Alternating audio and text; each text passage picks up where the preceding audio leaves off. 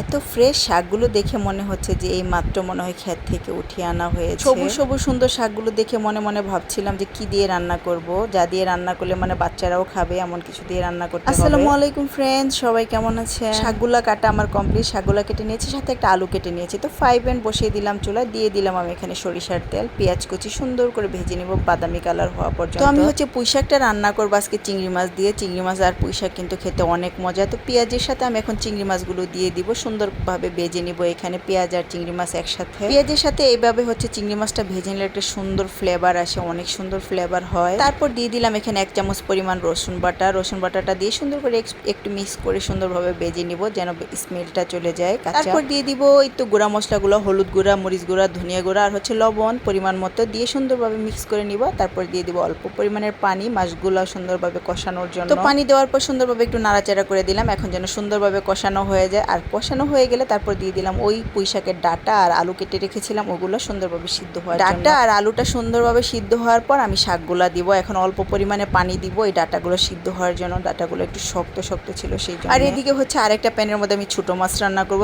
নিয়ে নিলাম এখানে কিছু পরিমাণের আলু কুচি আর দিয়ে দিলাম পেঁয়াজ কুচি আর কাঁচামরিচ, এগুলো সব দিয়ে হচ্ছে সুন্দরভাবে হাতে মেখে আমি হচ্ছে ছোটো মাছটা রান্না করব। আর এখন দিয়ে দিলাম ধনিয়া গুঁড়া, মরিচ গুঁড়া, হলুদ গুঁড়া অল্প পরিমাণে সবগুলো দিয়ে দিলাম, দিয়ে হচ্ছে লবণটাও দিয়ে দিব। এখন হাতে মেখে রান্না করব, অল্প একটু রসুনের বাটাও দিয়ে দিলাম। তারপর দিয়ে দিলাম সরিষার তেল, এখন হচ্ছে হাতে সুন্দরভাবে মাখানো হবে।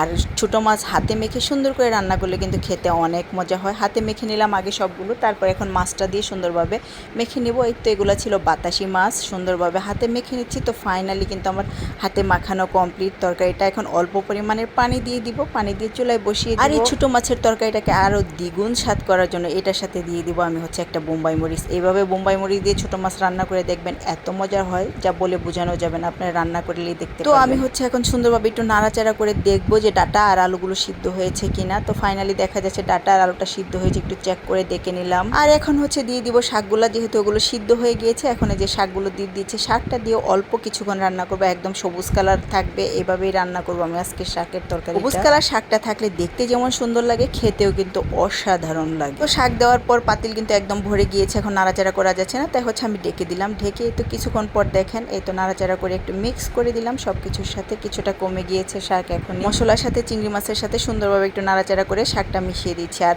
ডাঁটা আর আলুগুলো অনেক সুন্দরভাবে সিদ্ধ হয়ে গিয়েছে। শাক রান্না করতে তো বেশি সময় লাগবে না, অল্প কিছুক্ষণ নাড়াচাড়া করবো। আর দিয়ে দিলাম 4-5টা হচ্ছে কাঁচামরিচ ফ্লেভারের জন্য। 50% পাড়াই হয়ে এসেছে, তারপর অল্প কিছুক্ষণ ঢাকনা দিয়ে একটু রান্না করব। এই তো দেখেন ফাইনালি সবুজ কালার রেখে আমি শাকটা এখন নামিয়ে নেব, অনেক সুন্দর হয়েছে কালারটা। এইভাবে সবুজ কালার রেখে শাক রান্না করলে শাকের পুষ্টি গুণ দুটাই ভালো থাকে, দেখতেও ভালো লাগে। তো ফাইনালি হচ্ছে আমার রান্না কমপ্লিট, এখন হচ্ছে আমি একটা বাটিতে পরিবেশন করে নেব। দেখেন কতটা সুন্দর কালার হয়েছে। চিংড়ি মাছ দিয়ে পুঁই শাক খেতে কে কে পছন্দ করেন অবশ্যই কমেন্টে জানাবেন। আর আমার ভিডিওটি যদি ভালো লাগে একটা লাইক করতে অবশ্যই ভুলবেন না, আর একটা অবশ্যই কমেন্ট করে যাবেন কে কোথায় থেকে দেখছেন আমার ভিডিওটি অবশ্যই কমেন্টে বলে যাবেন। তো আমার রেসিপিটা কেমন লেগেছে? পুঁই শাক আর চিংড়ি মাছটা এভাবে রান্না করলে খেতে কিন্তু খুবই মজা হয়, যারা খাননি তারা অবশ্যই একবার হলে ট্রাই করে দেখতে পারেন। তো আজকের মতো বিদায় এখানে, সবাই ভালো থাকবেন, সুস্থ থাকবেন, আবার দেখা হবে অন্য একটি ভিডিওতে। আল্লাহ হাফেজ, আসসালামু আলাইকুম।